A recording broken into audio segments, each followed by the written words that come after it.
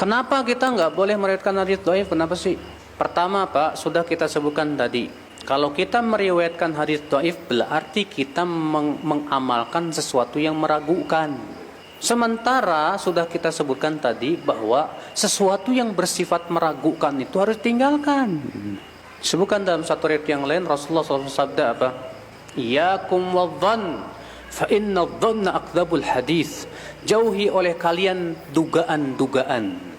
Karena dugaan-dugaan itu sedusta-dusta perkataan.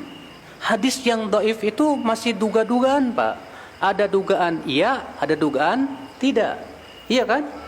Masih tingkat duga-dugaan ini. Sedangkan Nabi mengatakan bahwa dugaan itu sedusta-dusta ucapan. Berarti kalau kita mengamalkan hadis dhaif, kita sudah mengamalkan sedusta-dusta ucapan. Kenapa? Karena itu sifatnya masih dugaan. Dan Allah menyebutkan dalam Al-Quran bahwa dugaan itu tidak boleh dijadikan sebagai sandaran dalam menetapkan kebenaran. Allah berfirman, Inna dhanna la yugni minal haqqi syai'a, dalam surat An-Najm.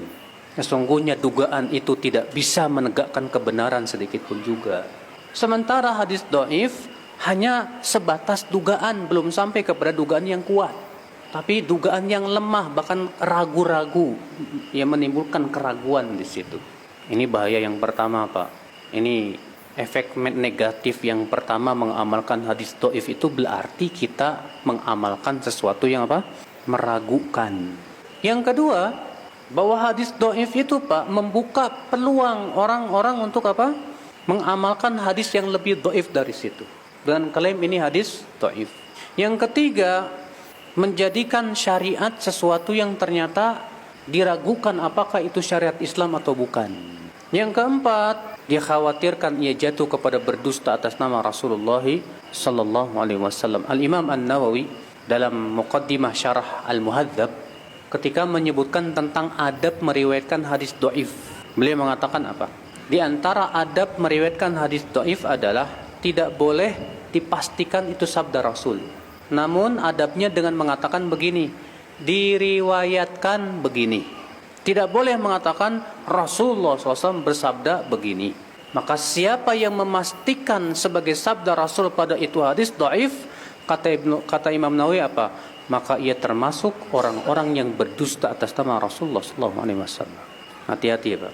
Imam Ibnu Hibban dalam kitab Al-Majruhin memberikan sebuah bab di mana beliau membawakan hadis, man haddatsa anni bihaditsin yura annahu kadhibun fahuwa ahadul kadhibain. Siapa yang menceritakan dariku suatu hadis yang masih diperkirakan itu dusta, maka ia termasuk salah satu dari dua orang yang berdusta. Kata Ibnu Hibban membawakan bab itu, bab man syakka fi riwayati ahwa minas sahih am minas saqim fahuwa dakhilun fi hadzal khabar. Siapa yang merasa ragu dalam periwayatannya, apakah ini sahih atau tidak, tapi ia sampaikan ke orang-orang, maka ia masuk dalam hadis tersebut.